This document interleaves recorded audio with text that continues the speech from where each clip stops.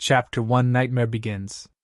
A frail-looking young man with pale skin and dark circles under his eyes was sitting on a rusty bench across from the police station. He was cradling a cup of coffee in his hands, not the cheap synthetic types slum rats like him had access to, but the real deal. This cup of plant-based coffee, usually available only to higher-ranked citizens, had cost most of his savings. But on this particular day, Sonny decided to pamper himself. After all, his life was coming to an end. Enjoying the warmth of the luxurious drink, he raised the cup and savored the aroma. Then, tentatively, he took a small sip, and immediately grimaced. "Ah! So bitter!" Giving the cup of coffee an intense look, Sonny sighed and forced himself to drink some more. Bitter or not, he was determined to get his money's worth, taste buds be damned. "I should have bought a piece of real meat instead. Who knew actual coffee is so disgusting? Well, it's going to keep me awake, at least." He stared into the distance, dozing off, and then slapped himself in the face to wake up. TSK. What a rip-off. Shaking his head and cursing, Sonny finished the coffee and stood up. Rich people living in this part of the city were rushing past the small park on their way to work, staring at him with strange expressions. Looking haggard in his cheap clothes and from the lack of sleep, unhealthily thin and pale, Sonny was indeed out of his place here. Also, everyone seemed so tall. Watching them with a bit of envy, he tossed the cup into a garbage bin. "I guess that's what 3 full meals a day would do to you." The cup missed the bin by a wide margin and fell on the ground. Sonny rolled his eyes in exasperation, walked over and picked it up before carefully putting it in the trash. Then, with a slight grin, he crossed the street and entered the police station. Inside, a tired-looking officer gave him a quick glance and frowned with obvious distaste. "Are you lost, boy?" Sonny looked around with curiosity, noting reinforced armor plates on the walls and poorly hidden turret nests in the ceiling. The officer, too, looked scruffy and mean. At least police stations remained the same wherever you go. "Hey! I'm talking to you!" Sonny cleared his throat. No." Then he scratched the back of his head and added, "As demanded by the 3rd Special Directive, I am here to surrender myself as a carrier of the nightmare spell." The officer's expression instantly changed from irritated to wary. He looked the young man over once again, this time with piercing intensity. "Are you sure you are infected? When did you start showing symptoms?" Sonny shrugged. "A week ago?" The officer became visibly paler. "Shit." Then, with a hurried motion, he pressed a button on his terminal and bellowed, "Attention! Code Black in the lobby! I repeat, Code Black." The nightmare spell first appeared in the world a few decades ago. Back then, the planet was just starting to recover from a series of devastating natural disasters and subsequent resource wars. At first, the emergence of a new disease that caused millions of people to complain about constant fatigue and sleepiness did not attract a lot of attention.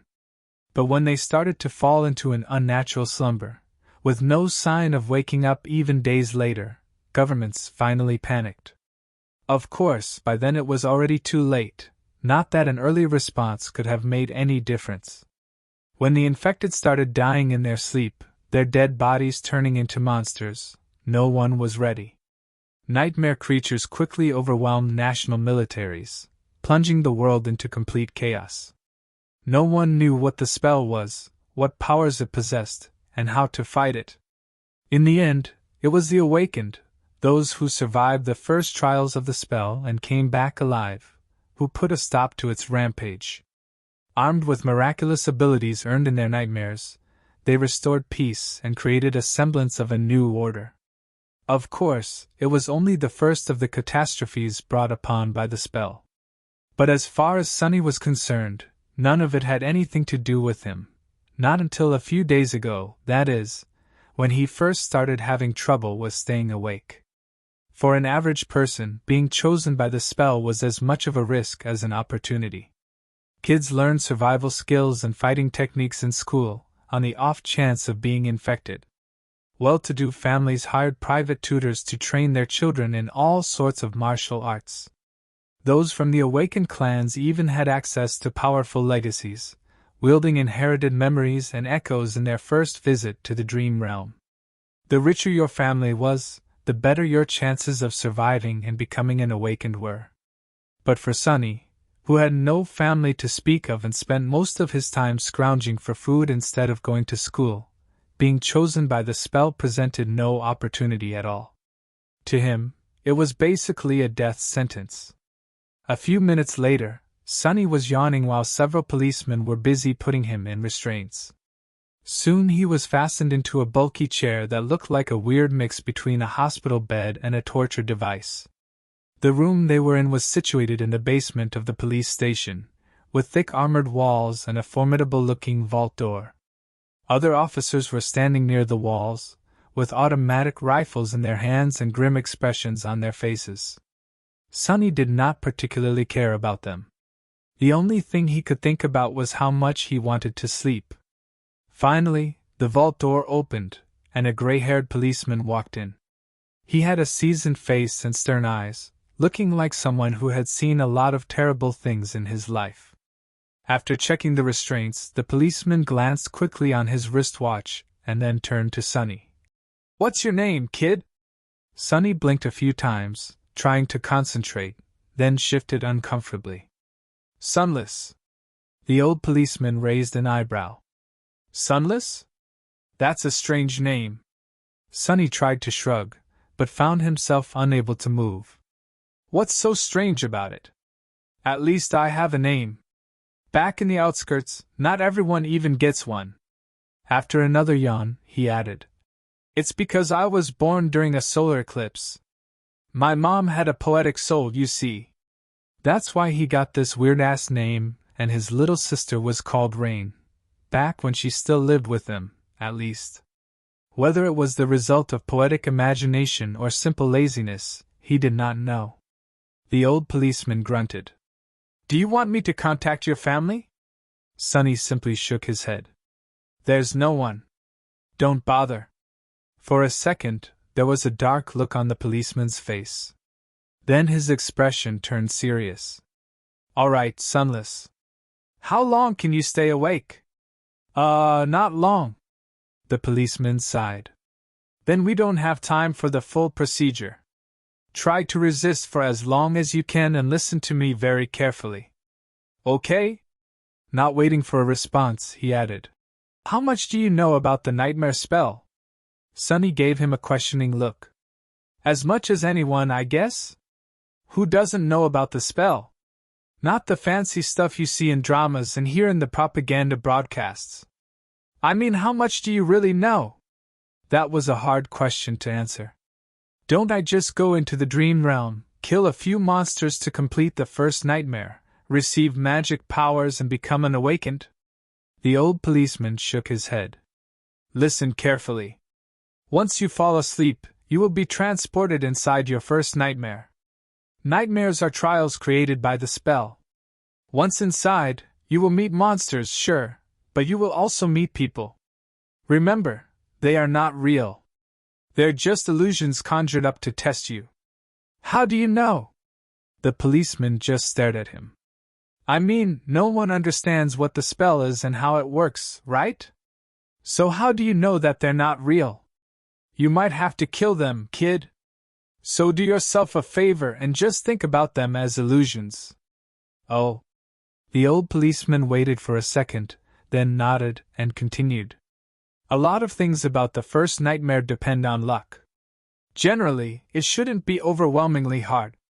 The situation you're in, the tools you have at your disposal, and the creatures you have to defeat should be within the range of your abilities, at least.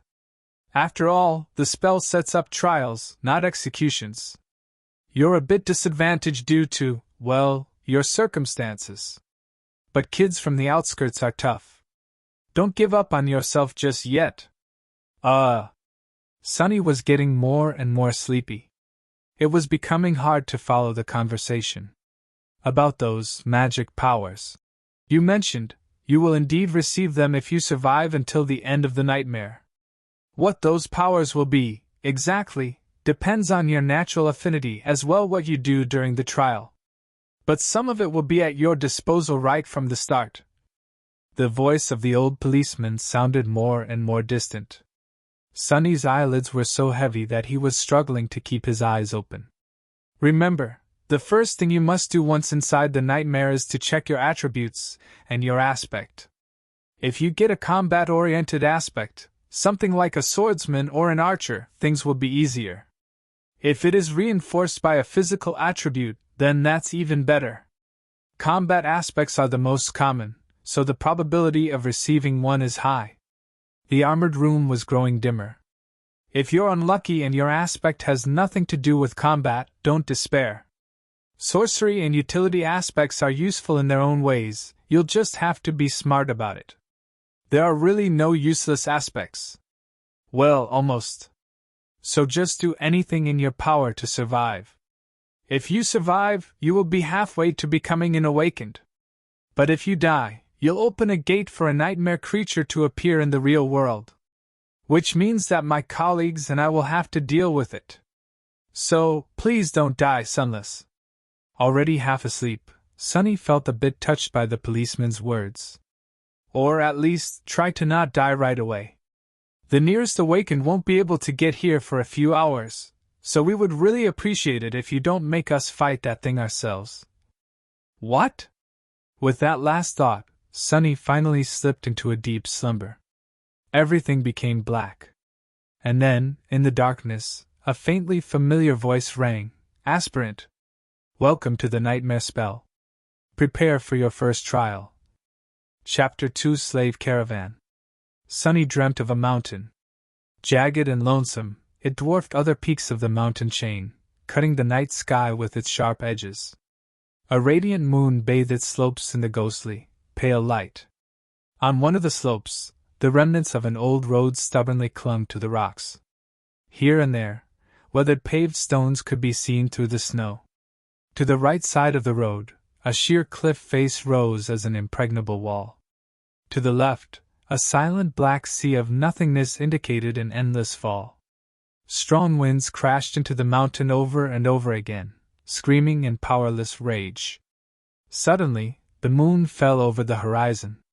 The sun rose from the west, streaked across the sky and disappeared in the east. Snowflakes jumped from the ground and returned into the embrace of clouds. Sonny realized that he was seeing the flow of time in reverse. In an instant, hundreds of years flew by. The snow retreated, bearing the old road. Cold shivers ran down Sonny's back as he noticed human bones littering the ground. A moment later, the bones were gone, and in their place, a slave caravan appeared, moving backwards down the mountain in the clamor of chains. Time slowed, stopped, and then resumed its usual pace. Aspirant. Welcome to the nightmare spell. Prepare for your first trial. What the hell is this? Step. Step. Another step. A dull ache was radiating through Sonny's bleeding feet as he was shivering from cold. His threadbare tunic was nearly useless against the biting wind. His wrists were the main source of agony. Badly hurt by the iron shackles, they sent a sharp pang of pain every time the freezing metal touched his broken skin. What kind of a situation is this? Sonny looked up and down, noticing a long chain winding up the road, with dozens and dozens of hollow-eyed people, slaves just like him, shackled to it at small intervals. Ahead of him, a man with broad shoulders and a bloodied back was walking with a measured gait. Behind him, a shifty-looking guy with quick, desperate eyes was quietly cursing under his breath in a language that Sonny did not know, but somehow still understood. From time to time, armed horsemen in ancient-style armor would pass by, giving the slaves menacing looks. However you judged it, things were really bad. Sonny was more bewildered than panicked. True, these circumstances were not like what the first nightmares were supposed to be. Usually, freshly chosen aspirants would find themselves in a scenario that presented them with a fair amount of agency. They would become members of privileged or warrior castes, with plenty of access to necessary weapons to at least try to tackle any conflict. Starting out as a powerless slave, shackled and already half dead, was as far from being ideal as one could imagine. However, the spell was as much about challenge as it was about balance. As the old policeman said, it created trials, not executions. So Sonny was pretty sure that, to counter this abysmal start, it would reward him with something good. A powerful aspect, at least. Let's see, how do I do this? Remembering popular webtoons he read as a child, Sonny concentrated and thought about words like status, myself, and information. Indeed, as soon as he focused, shimmering runes appeared in the air in front of him. Once again, although he did not know this ancient alphabet, the meaning behind it was somehow clear. He quickly found the rune describing his aspect, and finally, lost his composure. What? What the actual fuck? Name, Sunless. True name, rank, aspirant. Soul core, dormant. Memories, echoes, attributes, faded, mark of divinity, child of shadows. Aspect, temple slave. Aspect description, slave is a useless wretch with no skills or abilities worth a mention. A temple slave is just the same, except much rarer. Speechless, Sonny stared at the runes, trying to convince himself that he was maybe just seeing things. Surely, he couldn't be that unlucky, right? No useless aspects, my ass. As soon as this thought appeared in his mind, he lost the rhythm of his steps and stumbled, pulling the chain down with his weight. Immediately, the shifty guy behind him screamed, "Whore's bastard! Watch where you're going!" Sonny hurriedly dismissed the runes, which were only visible to him, and tried to recover his balance. A moment later, he was once again walking steadily, however, not before inadvertently pulling on the chain one more time. "You little shit! I'm going to kill you!" The broad-shouldered man in front of Sonny chuckled without turning his head. "Why bother? The weakling will be dead by sunrise anyway. The mountain will kill him." A few seconds later he added, "It'll kill you and me, too. Just a bit later. I really don't know what the Imperials are thinking, forcing us into this cold." The shifty guy gasped. "Speak for yourself, fool! I'm planning to survive." Sonny silently shook his head and concentrated on not falling again. What a charming pair. Suddenly, a third voice joined the conversation from somewhere further back. This one sounded gentle and intelligent. "This mountain pass is usually much warmer this time of year. We just had really bad luck. Also, I would advise you against harming this boy." "Why is that?" Sonny turned his head slightly, listening. "Haven't you seen the markings on his skin? He is not like us, who fell into slavery due to debts, crimes, or misfortune. He was born a slave. A temple slave, to be precise. Not long ago, the Imperials destroyed the last temple of the Shadow God. I suspect that this is how the boy ended up here." The broad-shouldered man cast a look back. "So what? Why should we be afraid of a half-forgotten weakling god? He couldn't even save his own temples. The Empire is protected by the mighty war god. Of course they're not afraid to burn down a few temples. But we here are not protected by anything or anyone. Do you really want to risk angering a god?" The broad-shouldered man grunted, not willing to answer. Their conversation was stopped by a young soldier riding a beautiful, white horse. Clad in a simple leather cuirass, armed with a spear and a short sword, he looked dignified and noble. To Sonny's irritation, the asshole was really pretty, too. If this was a historical drama, the soldier would definitely be a male lead. "What is going on here?" There was no particular menace in his voice, even something resembling concern. When everyone hesitated, the gentle-voiced slave answered, "It's nothing, sir. We are just all tired and cold. Especially our young friend over there. This journey is truly too hard for someone that young." The soldier looked at Sonny with pity. "What are you looking at? You're not much older than me." Sonny thought. Of course, he didn't say anything out loud. The soldier sighed and took a flask from his belt before extending it to Sonny. Bear with it a little more, child. We will stop for the night soon. For now, here, drink some water. Child? Child? Due to his thin body and small stature, both caused by malnourishment, Sonny was often mistaken for someone younger. Usually, he didn't hesitate to use it to his advantage, but now, for some reason, being called a child really irked him. Still, he was really thirsty. He was just about to take the flask when a whip cracked in the air, and suddenly Sonny was in a world of pain. He stumbled, once again pulling on the chain and causing the shifty slave behind him to curse. Another soldier, this one older and angrier, stopped his horse a few steps back. The whip that sliced the back of Sonny's tunic open and drew blood belonged to him. Without even glancing at the slaves, the older soldier pierced his younger colleague with a disdainful glare. What do you think you're doing? The young soldier's face darkened. I was just giving this boy some water. He'll receive water with the rest of them once we camp. But! Shut your mouth! These slaves are not your friends. Understood? They're not even people. Treat them like people and they'll begin imagining things. The young soldier looked at Sonny, then lowered his head and put the flask back on his belt. Don't let me catch you making friends with slaves again, newbie. Or next time it will be your back tasting my whip. As if to illustrate his intention, the older soldier cracked his whip in the air and rode past them, radiating threat and anger. Sonny watched him go with well-concealed malice. I don't know how, but I will watch you die first.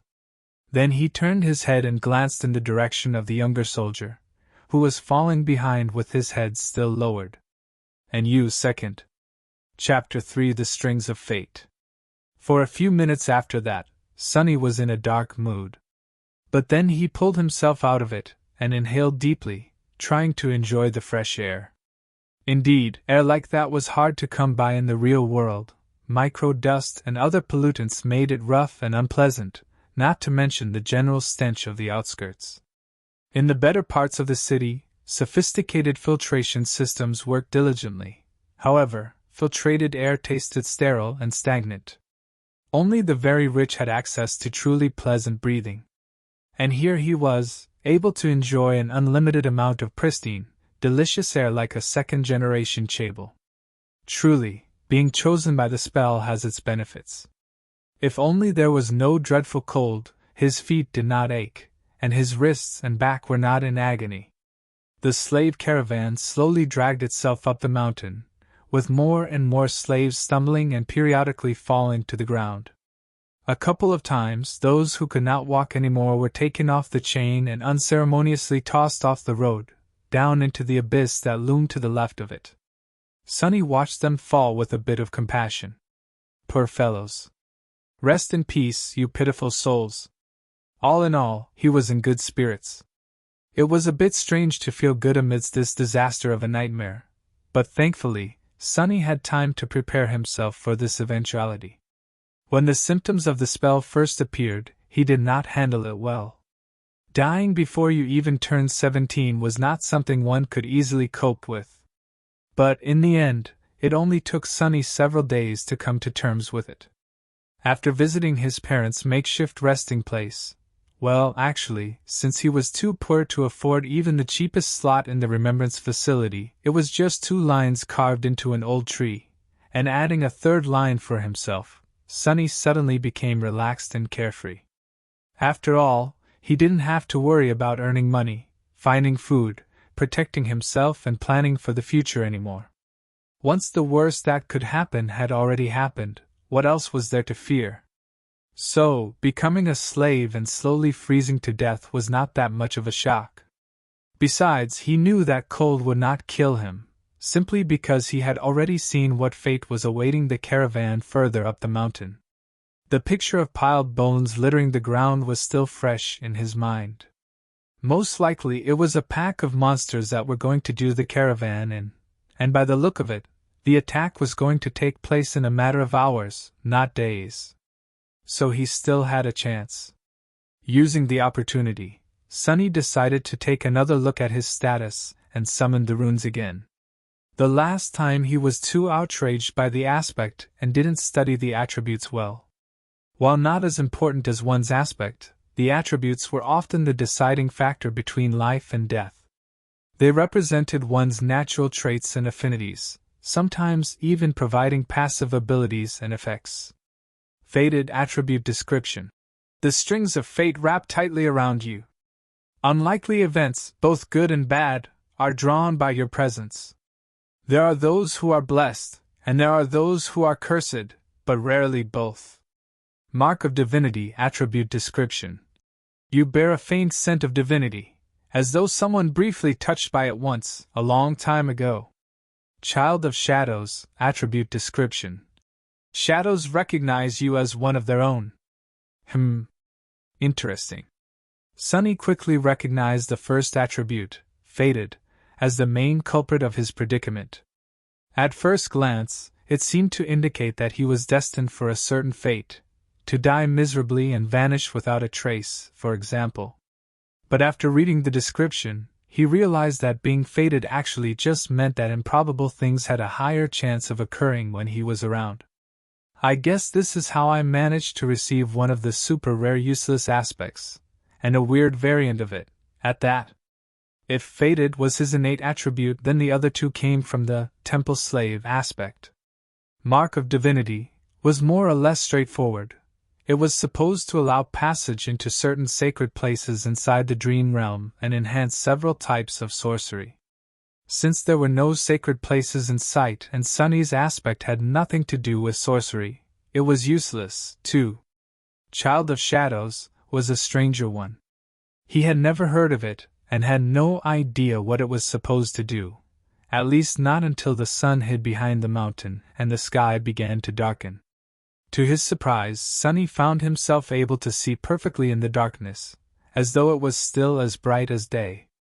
This ability alone was nothing to scoff at, and it was quite possible that Shadows would reward him with some other, yet unknown, gifts. Finally something good.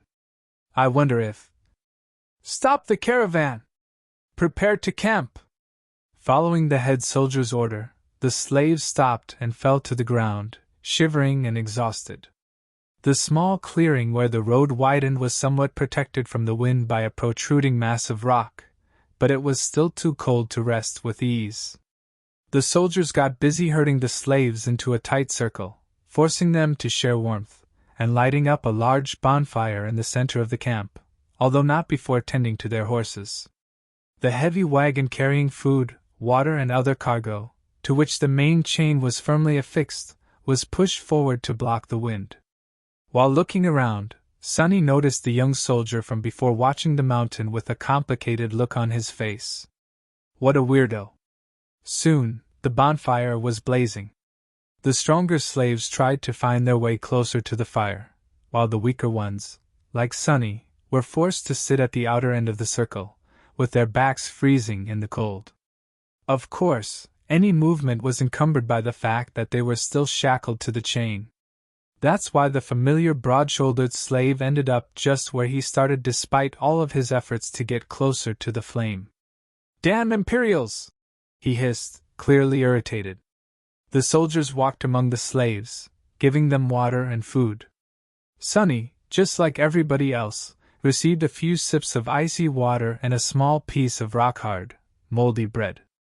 Despite its unappetizing look, he forced himself to eat the whole thing, just to be left as hungry as he was before. By the looks of it, he wasn't the only one. The shifty slave that had been walking behind him looked around in anguish.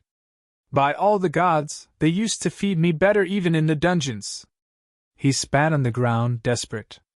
"And most of us innocent men in the dungeon were there waiting to visit the gallows, too." A few steps away from them, where the paved road ended and sharp rocks began, a scattering of bright red berries were growing from the snow. Sonny had noticed them before, clustering here and there along the road, and even noted how pretty those resilient things looked contrasted against the white. The shifty slave's eyes glistened as he tried to crawl towards the berries on all fours. I would advise against eating those, friend. It was the gentle-voiced slave again. Sonny turned around and finally saw him in the flesh for the first time. It was a tall man in his 40s, lean and strangely handsome, with a dignified look of a scholar. How a man such as him ended up a slave was a mystery. Yet there he was. You and your advice again! What? Why? The scholar smiled apologetically. These berries are called bloodbane. They grow in the places where human blood was spilled. That's why there's always a lot of them along the slave trade routes. So what? The older man sighed. Bloodbane is poisonous. A few berries might be enough to kill an adult man. Curses! The shifty slave flinched back and glared at the scholar. Sonny did not pay them a lot of attention, because, while looking around, he finally recognized the site of the camp as the place where, in his vision at the start of the nightmare, the bones of the slaves were buried under the snow. And he was willing to bet that whatever it was that killed them all was going to happen soon. As if to answer his thoughts, a thundering noise rang from above. And in the next second, something massive came crashing from the sky,